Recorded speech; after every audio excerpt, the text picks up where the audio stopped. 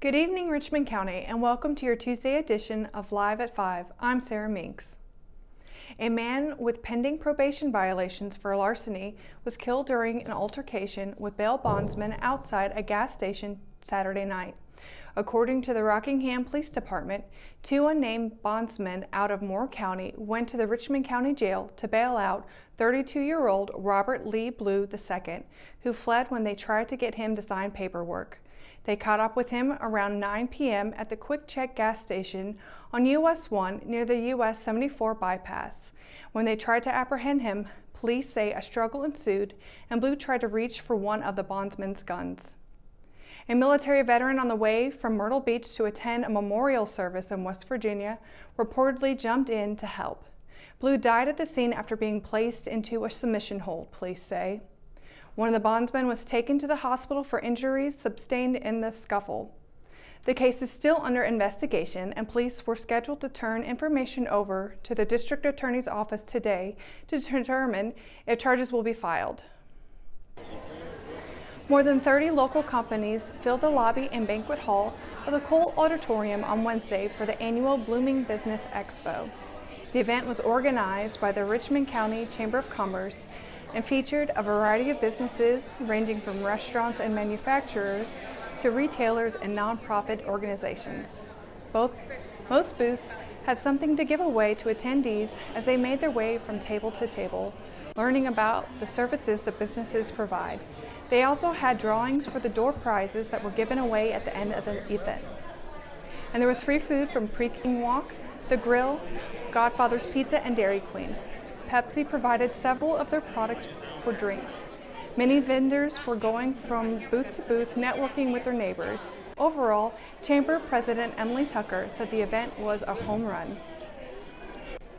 The Richmond County Board of Elections will hold an educational seminar about voter photo ID requirements June 10th at 2 p.m. at the Cole Auditorium and 6 p.m.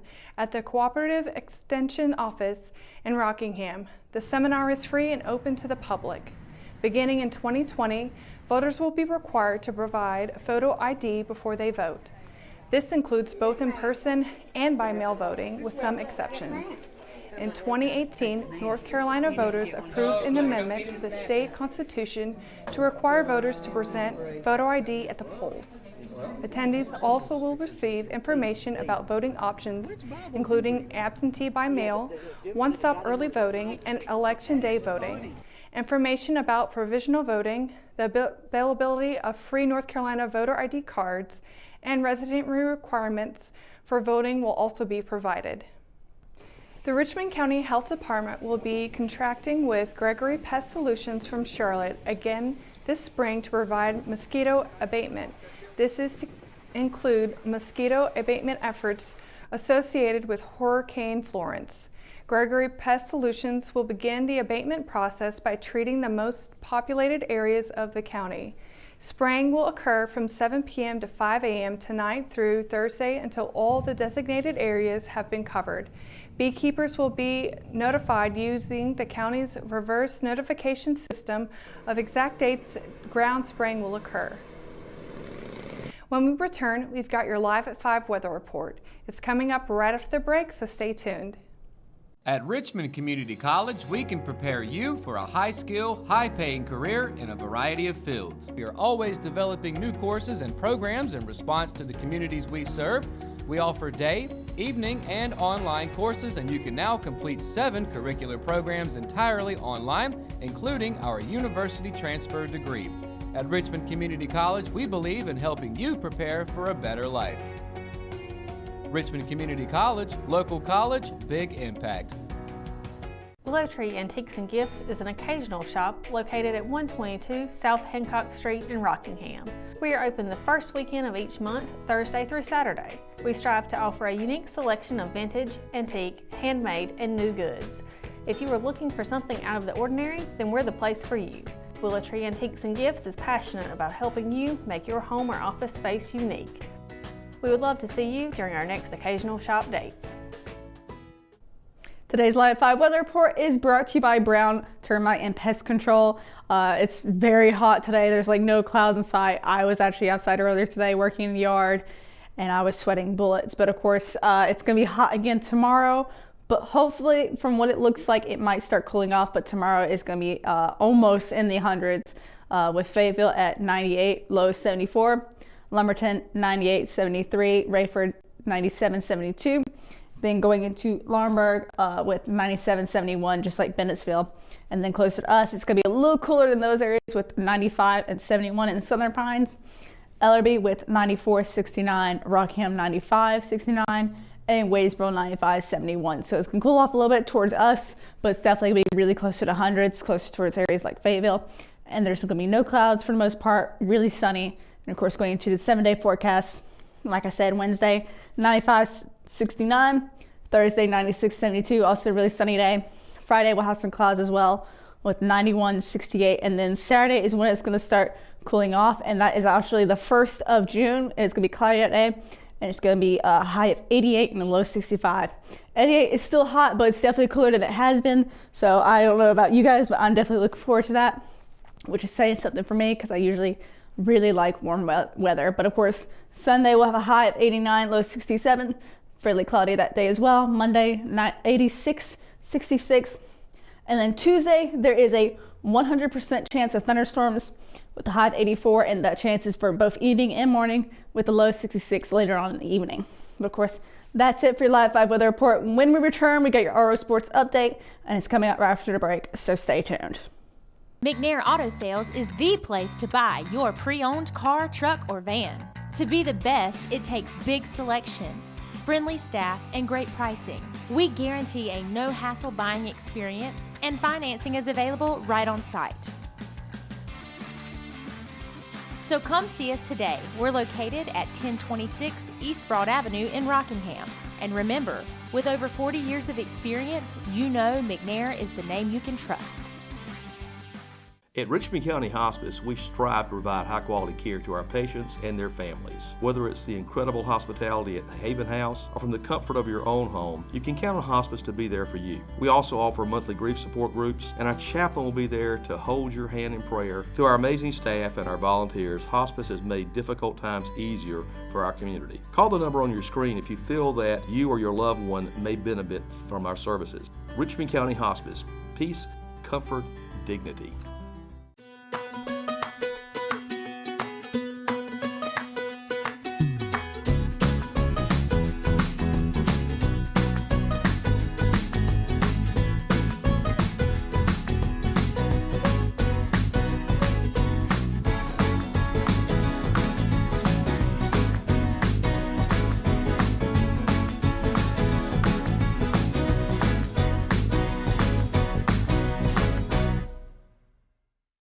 Malik Covington's smile was hard to miss Friday afternoon as he saw his biggest dream become a reality thanks to the Richmond Senior High School football program. Covington, a 5th grader at Washington Street Elementary School, spent the afternoon on the practice field and helped the Raiders close out their final day of spring practice. With the Raider offense struggling to score during its final 11-on-11 scrimmage of the spring, rising senior running back Jaheim Covington found himself pulled from the lineup. Replacing him was Malik, his younger cousin, and the 11-year-old ended the spring workout period with a bang by scoring his first career Raider touchdown. Once safely in for the touchdown, Covington was swarmed by the entire team, receiving high fives and pats on the back from his new teammates. Malik's mother explained he was diagnosed with a stage 2 brain tumor in 2010. He was also found to have tumors along his spine, but Covington battled through chemotherapy and had 99% of the brain tumor removed through surgery. Although he's made a tremendous recovery, Covington still deals with some side effects.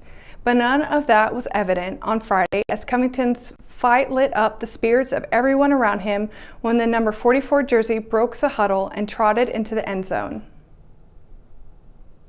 After strong defensive performance by both teams in the regulation and overtime, the Heritage Huskies won the school's first women's soccer state championship in a penalty kick shootout over Pinecrest.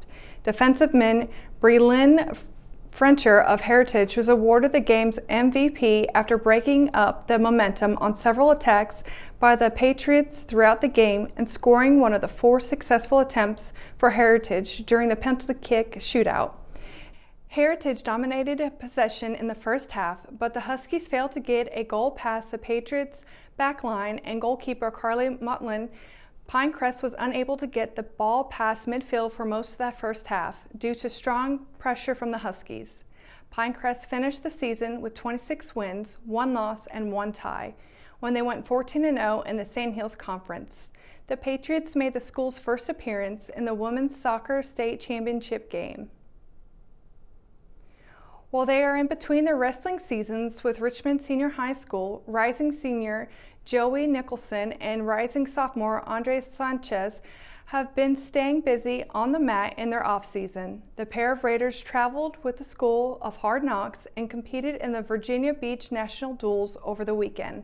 The School of Hard Knocks is a wrestling club that houses some of the best wrestlers in the state and sees them compete in tournaments up and down the East Coast.